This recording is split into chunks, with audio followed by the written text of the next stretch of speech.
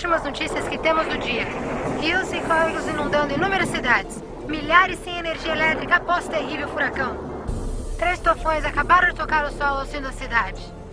E agora? O que é isso? Eu acho que é um terremoto. Eu nunca vi tais condições climáticas antes. Busquem abrigo imediatamente.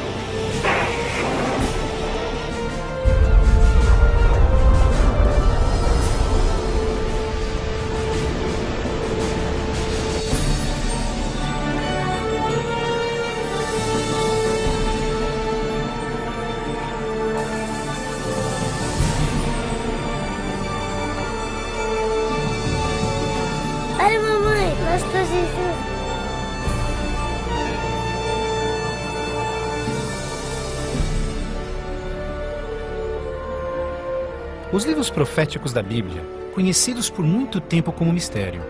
Textos históricos, números antigos, imagens simbólicas. Todos eventos apocalípticos descritos por vir em breve. É realmente possível compreender o seu significado? O que é a marca da besta? Será, como dizem, um microchip de computador implantado sob a pele? Ou será algo mais insinuoso?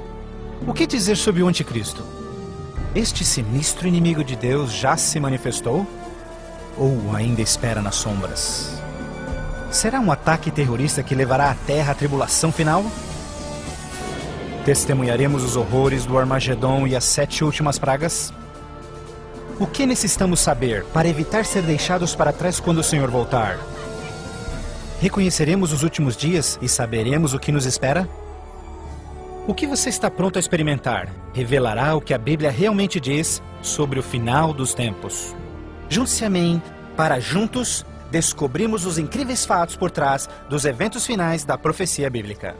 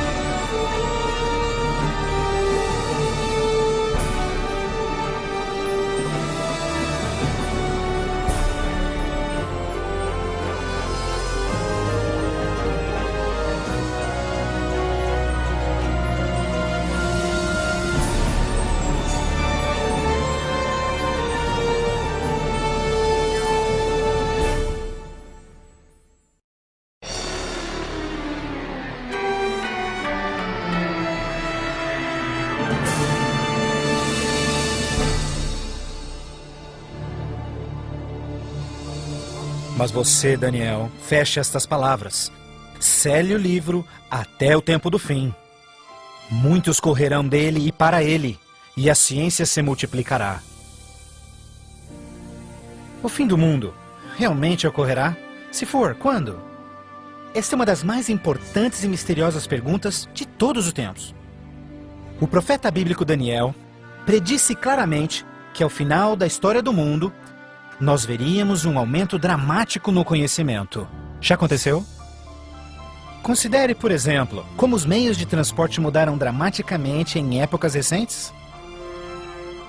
Por 60 séculos, o meio mais rápido de transporte foi viajar a cavalo.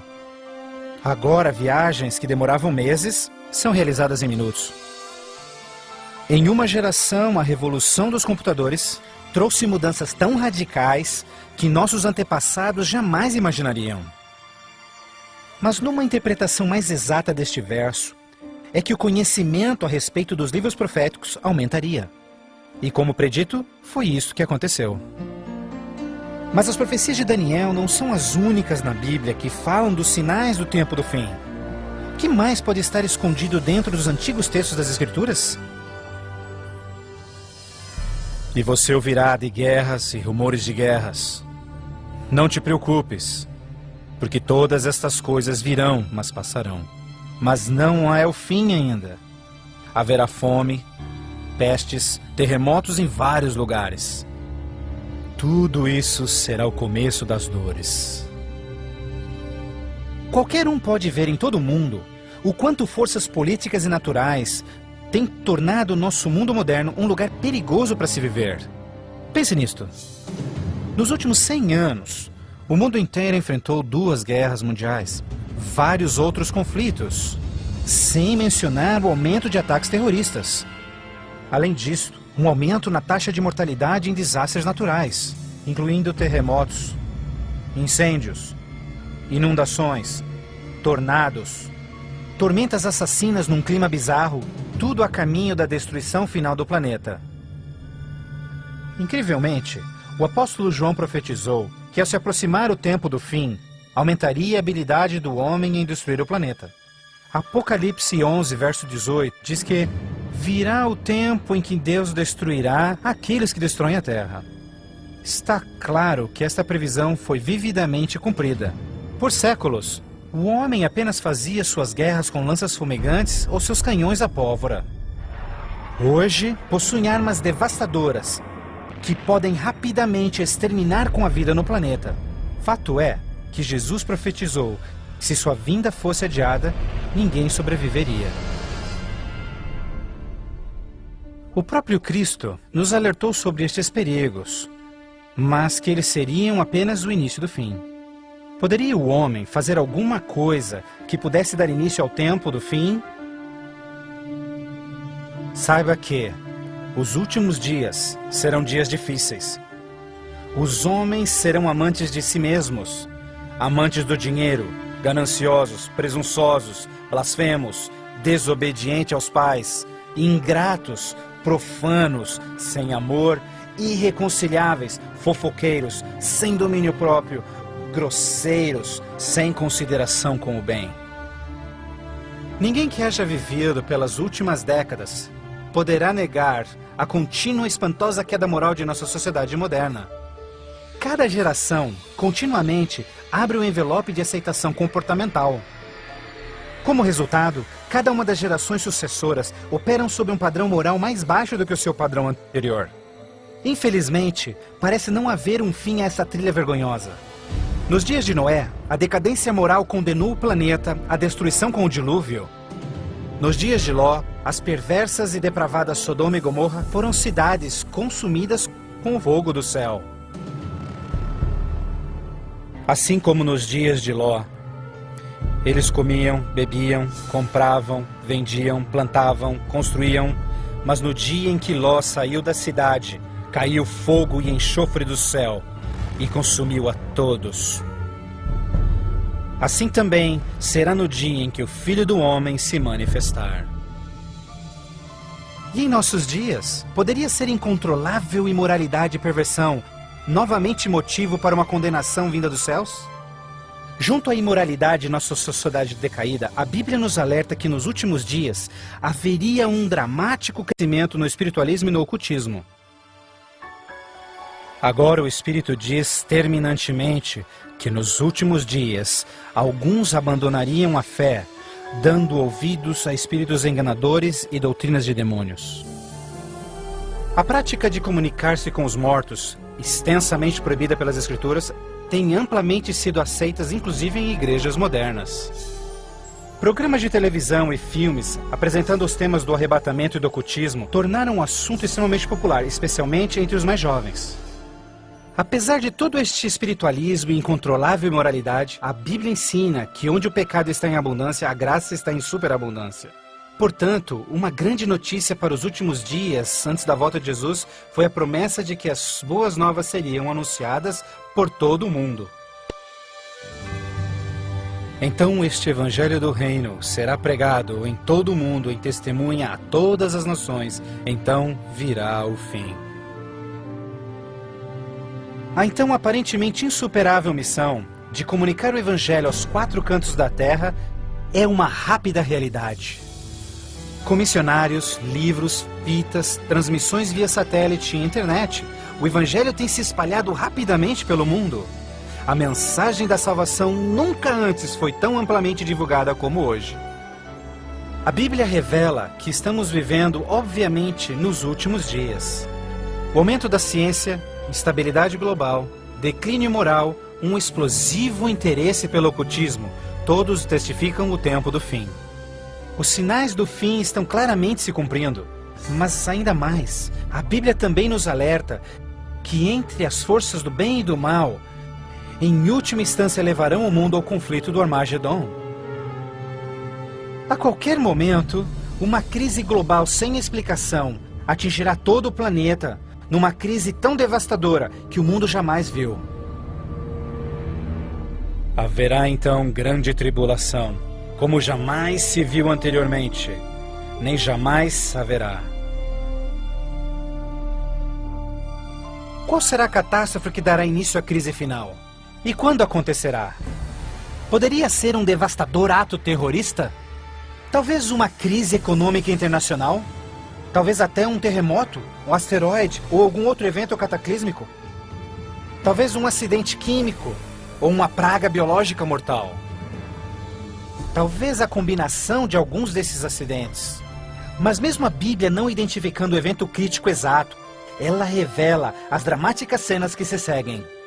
Mais adiante você compreenderá mais sobre essas surpreendentes, chocantes eventos que muitos cristãos ainda não estão preparados.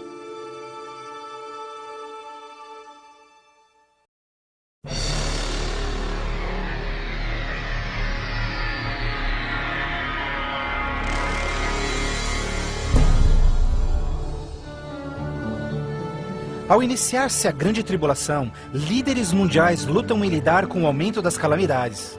Enquanto isso, verdadeiros cristãos dedicados a Deus experimentam o maravilhoso poder do Espírito Santo. Após essas coisas, eu vi outro anjo que vinha do céu, e a terra estava iluminada por sua glória. Este grande poder que iluminava o povo de Deus é o próprio Santo Espírito. Em santa confidência, eles testificam de Deus, intervindo pelas igrejas e também chamando os perdidos para Cristo. Eles permanecem firmes na palavra do Senhor e exortam todos ao arrependimento e obedecerem os mandamentos de Deus. Numa atmosfera de reavivamento, agita-se a terra. O Santo Espírito compele ministros e membros de igrejas a juntos trabalharem intensamente pelo Salvador. Ao se manifestar o trabalho do Santo Espírito, realizações de ocultismo também se intensificarão. Demônios caídos aparecerão a muitos, disfarçados de queridos seus que já morreram, ou personagens bíblicos do passado. Eles falam de paz e esperança, porém apresentam doutrinas contendo erros perigosos e sutis. Sobre estes a Bíblia nos alerta, porque estes são espíritos do mal, realizando milagres. Como você pode imaginar, estas manifestações supernaturais influenciarão muitos e são poucos os que estão preparados a se opor. A esta altura, famílias e igrejas tornaram-se ineficazes no combate a esta crescente onda de fraqueza global. Em meio a este tumultuado ambiente político e social, as pessoas desesperadamente procuram um caminho para combater esta onda universal de imoralidade. Líderes políticos e religiosos apelam por seus constituintes, pedindo por medidas legais a restauração dos princípios de Deus e a paz na terra. Como resultado desta pressão enganosa, os governantes aprovam leis que conflitam diretamente com as leis de Deus. Mas esta não é a primeira vez que isso acontece na história. Certamente você se recorda da familiar história de Daniel capítulo 3. Quando o rei de Babilônia, Nabucodonosor, ordenou a todos no seu reino que se curvassem e adorassem aquela enorme estátua de ouro que ele construíra. Entretanto, 3 jovens hebreus sabiam que essa ordem estava diretamente em contradição com o segundo mandamento sobre idolatria. Determinados em serem fiéis a Deus, recusaram adorar a estátua. O rei ordena furioso que sejam lançados na fornalha ardente, mas Deus miraculosamente interveio e salvou suas vidas. Depois, a história de Daniel na cova dos leões. Você se recorda do rei da Pérsia, criando uma lei que proibia todos de adorarem qualquer deus, senão ele, por 30 dias? Mas Daniel sabia que obedecer esta lei seria uma violação do primeiro mandamento de Deus. Destemidamente, Daniel segue sua vida, orando diariamente a Deus, mesmo colocando sua vida em risco. Os inimigos de Daniel rapidamente denunciaram ao rei, que relutantemente teve que fazer cumprir-se a lei, lançando-o na cova dos leões. Mas novamente, Deus intervém com seu poder e miraculosamente poupa a vida de Daniel.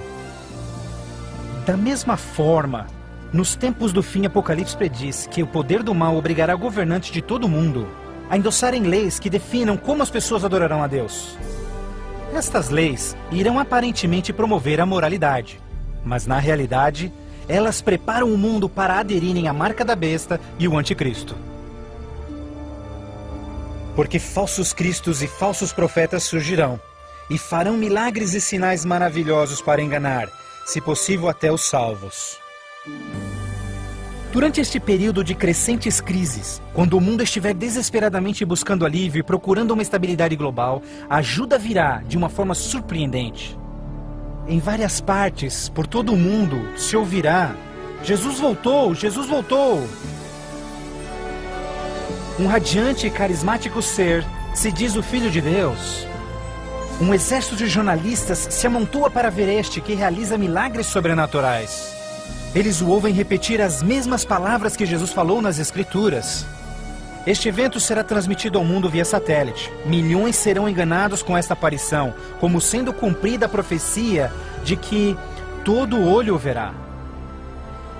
Inúmeras religiões estão ansiosas na expectativa por um Salvador. Então este deslumbrante ser aparenta ser a resposta às suas orações. Mas a Bíblia nos alerta em 2 Coríntios que Satanás pode transformar-se num anjo de luz. Infelizmente, não será Jesus quem o povo receberá de braços abertos, mas sim Satanás, disfarçado como Filho de Deus. Fazendo isso, o mal será capaz de unir o povo em todo o mundo e reconfirmar seu falso sistema de adoração. Assim, o mal concretiza a maior fraude que jamais se viu sobre a raça humana.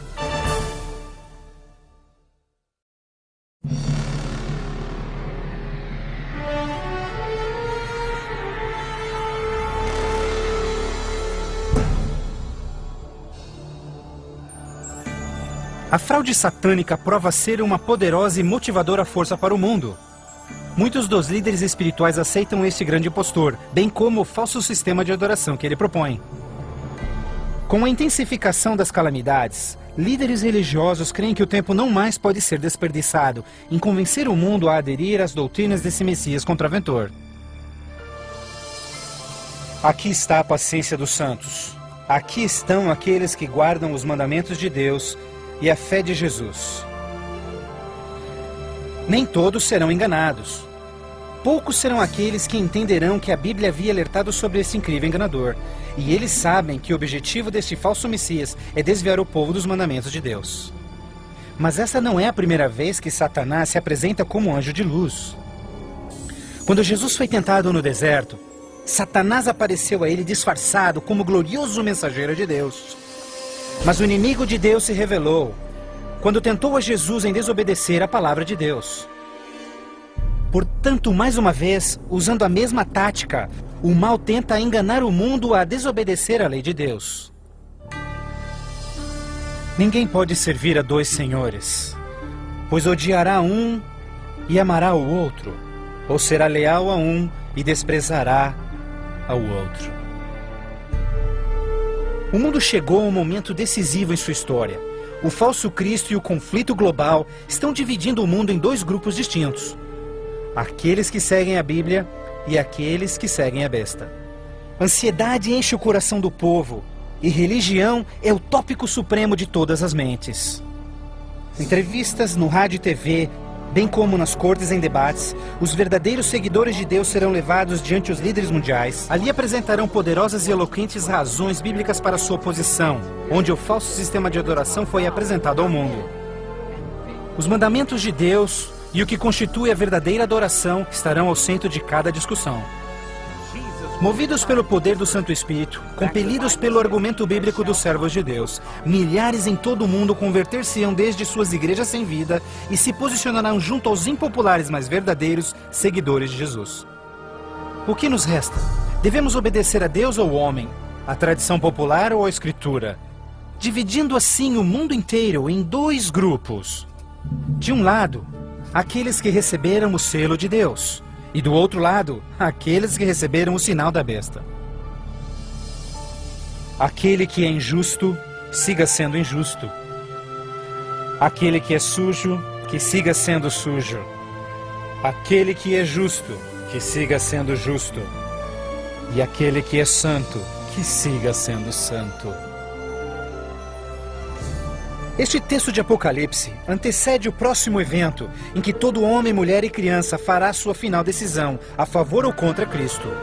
Ao lado de Deus estão aqueles que em fé observaram sua palavra, mesmo diante oposição.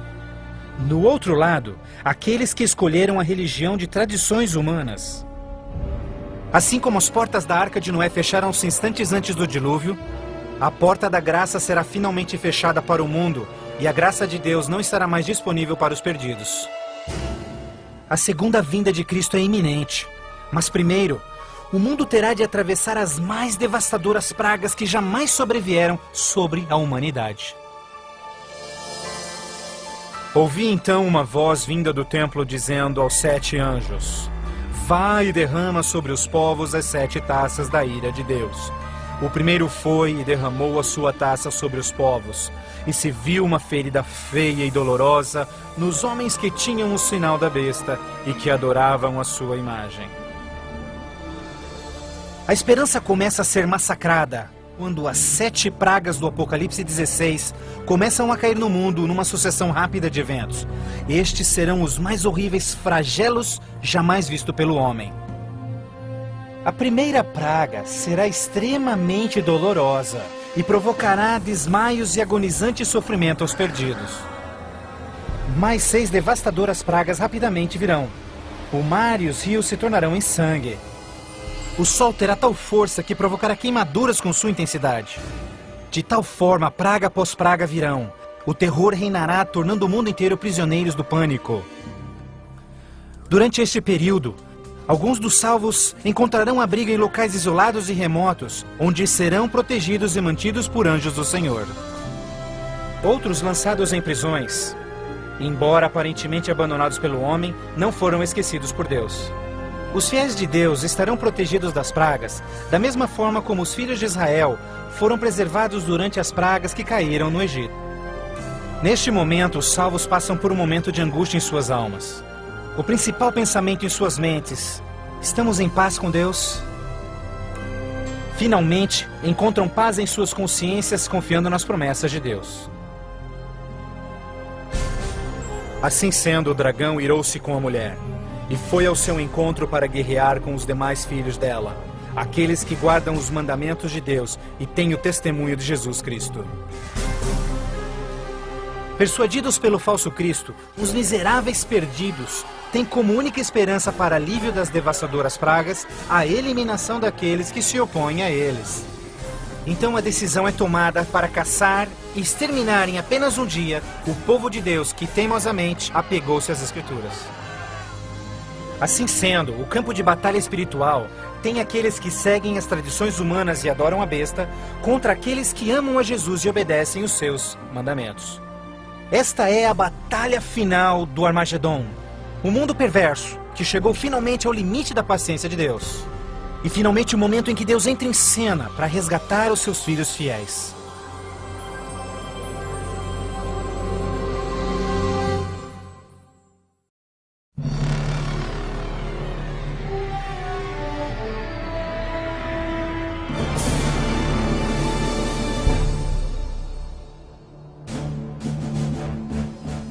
À meia-noite, o clamor foi ouvido.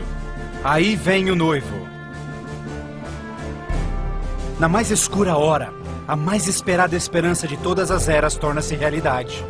O comando da voz do próprio Deus é ouvido. Está cumprido! Aquela voz de trovão chacoalha os céus.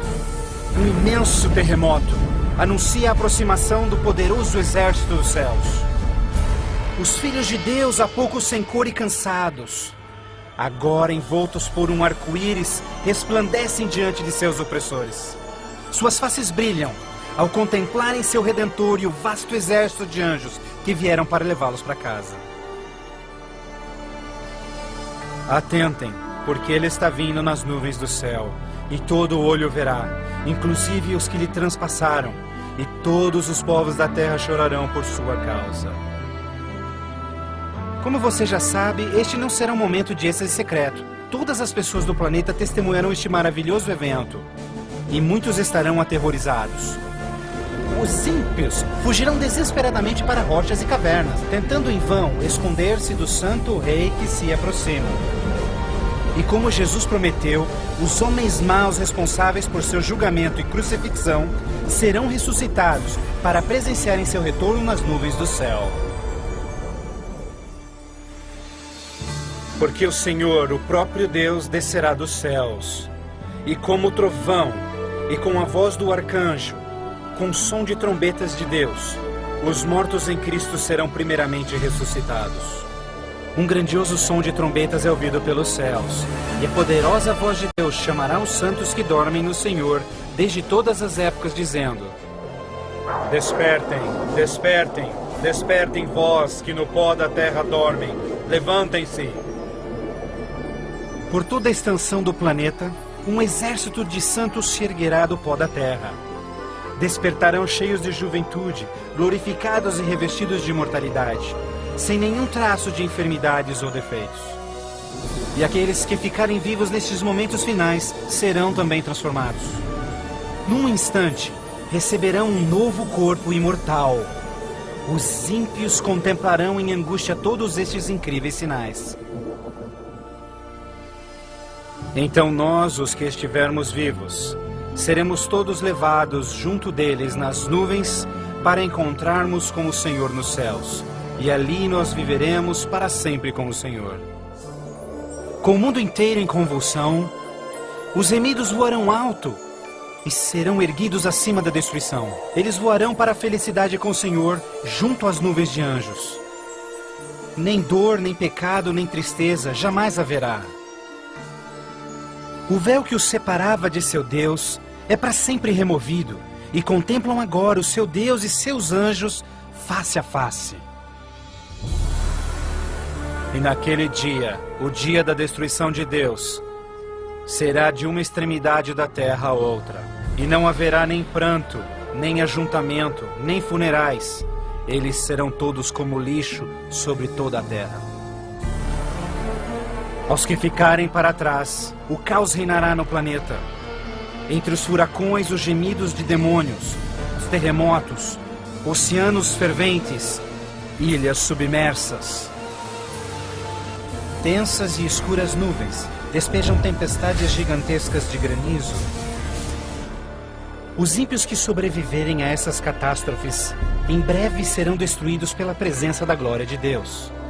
Seus corpos espalhados pela terra despojada pelos eventos finais.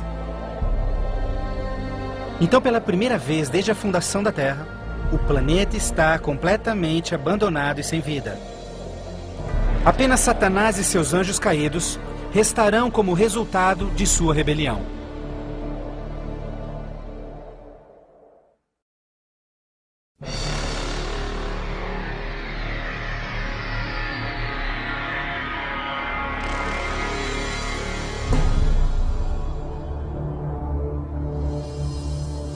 Então vi um anjo que descia dos céus, que tinha consigo as chaves do abismo e uma grande corrente em suas mãos. Ele acorrentou ali Satanás por 1000 anos. Confinados no mundo que ele arruinou, Satanás e seus anjos ali estarão por 1000 anos. Prisioneiros na escuridão, num planeta vazio e abandonado, só com seus demônios, Satanás apenas poderá esperar e ponderar no dia de sua punição. Por toda parte ele contempla cidades destruídas, florestas queimadas e ossos secos, tudo resultado de sua guerra com os céus. Confinado num vasto abismo, solitário, sem ninguém para tentar ou manipular, ele se torna absolutamente miserável. Então vi tronos, e eles se sentavam neles, e o julgamento era comissionado a eles. E eles viveram e reinaram com Cristo por 1000 anos. Enquanto Satanás pensa em seu destino, os remidos desfrutam sem palavras as alegrias dos céus. Cada um deles conhece então o seu anjo da guarda, que responde a cada uma de suas perguntas sobre as suas vidas. Então Deus, num ato de revelação absoluta, os convida a participarem como juízes, abrindo diante de si os registros dos que se perderam. Os remidos neste momento têm a oportunidade de entenderem por que algumas pessoas que esperavam ver ali não completarem a jornada. Os pensamentos dos ímpios são agora vividamente expostos e o véu é removido, revelando as batalhas espirituais que se levantaram por salvar-se-lhes as almas. Inclusive as ações e motivos dos anjos caídos se farão nítidas. O aberto e transparente caráter de Deus neste assunto é extraordinário. Como o apóstolo Paulo descreve em 1 Coríntios 6, verso 2, os salvos participarão no julgamento dos ímpios. Antes que um único pecador receba sua punição final, seus registros serão cuidadosamente revisados por seus conterrâneos, os quais entendem e sabem das lutas na vida na terra. Todas as palavras e atos dos ímpios serão pesados ante a palavra de Deus. A justiça de sua sentença é confirmada e o grau de sua punição determinado. Finalmente, ao final dos 1000 anos, Jesus e os remidos preparam-se para o seu retorno à terra. O tempo é chegado para Satanás, seus anjos e os perdidos, quando enfrentarão as últimas consequências por seus atos. Em breve, os mansos herdarão a terra. Mas primeiro, Deus executará a fase final de seu julgamento e extinguirá o pecado do universo.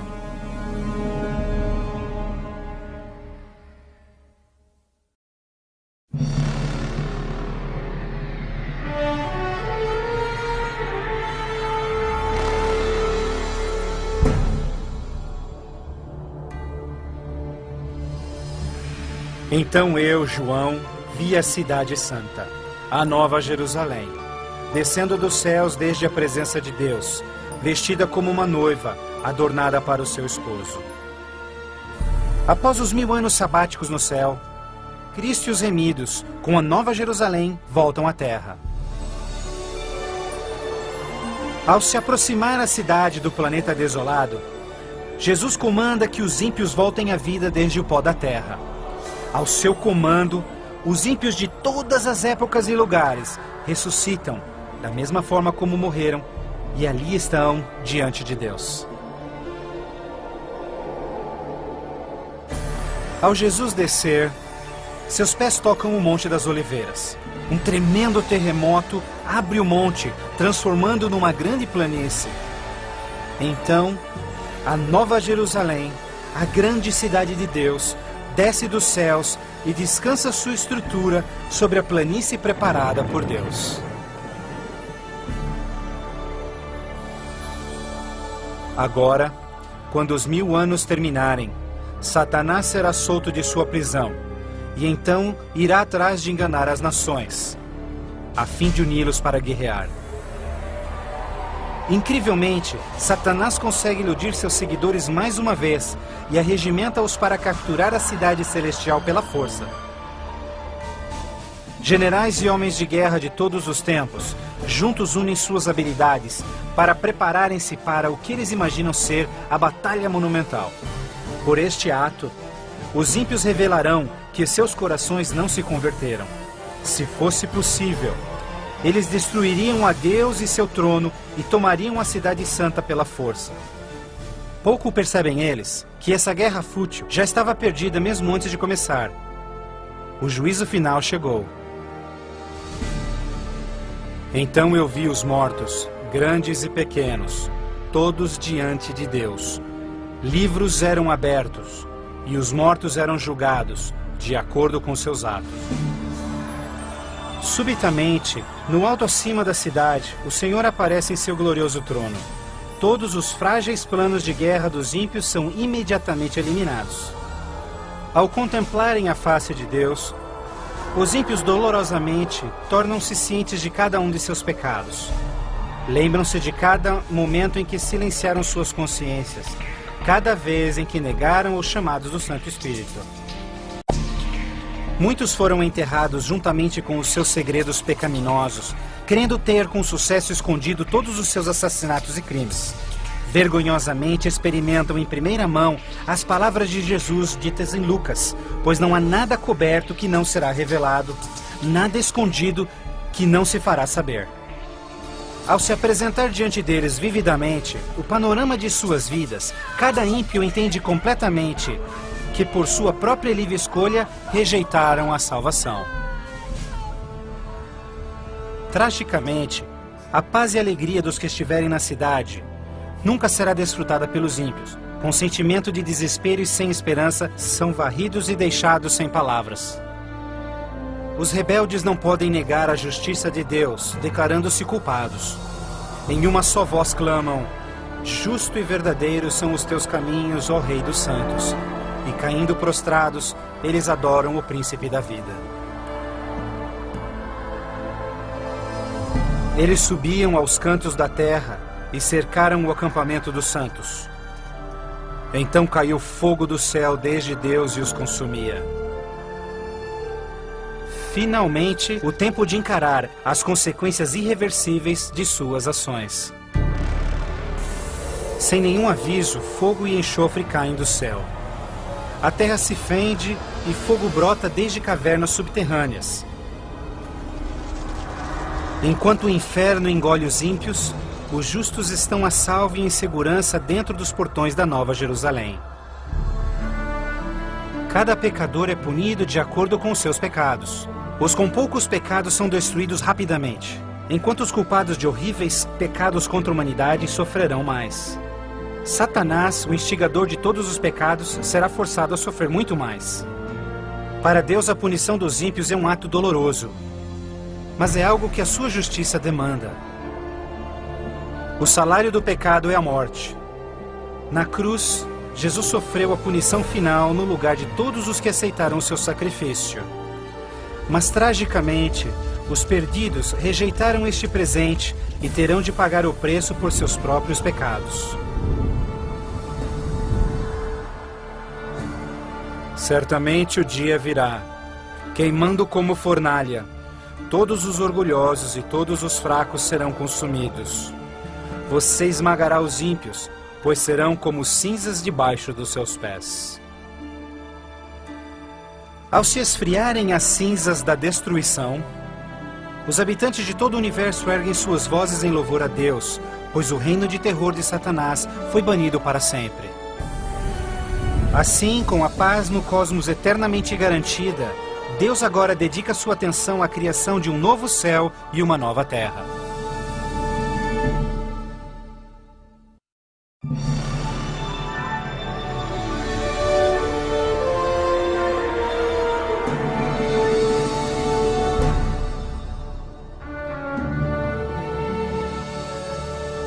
Vejo então um novo céu e nova terra, pois o primeiro céu e a primeira terra já passaram. Após a purificação da terra com fogo, o Senhor retoma seu miraculoso e maravilhoso ato de recriação. E pelo poder de sua palavra, a terra é restaurada à forma de seu lindo Éden. Ao seu comando, um lindo e verdejante carpete de grama cobre o planeta. Outro comando, terra e água voltam à vida. Incontáveis, complexos e magnificentes criaturas de todas as espécies pacificamente exploram um novo paraíso. A vigorizante atmosfera é pura e doce. A terra torna-se uma grande vitrine de criativa genialidade. E Deus enxugará as lágrimas de todos os olhos. E não haverá mais morte, nem sofrimento, nem pranto. Não haverá mais morte, pois as primeiras coisas são passadas. A segurança do universo está garantida. Com a Nova Jerusalém como sua capital, todas as criaturas regozijam-se no amor do domínio de Deus.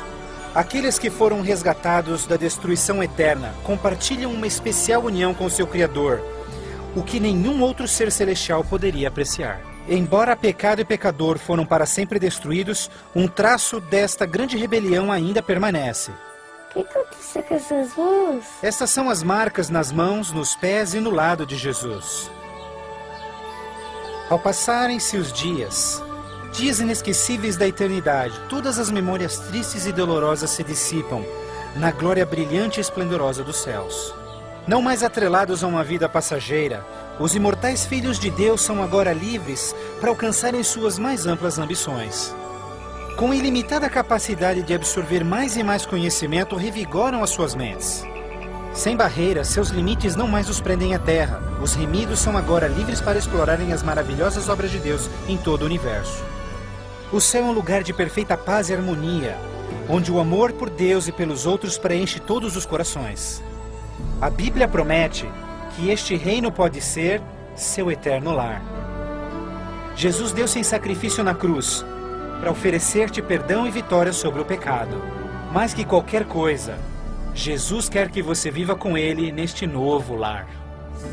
Se bem que Ele desesperadamente quer te salvar, Ele não pode forçá-lo em aceitar este presente. Você deve aceitá-lo por si mesmo. Por que não aceitá-lo hoje? Peça-lhe agora e Ele entrará em seu coração.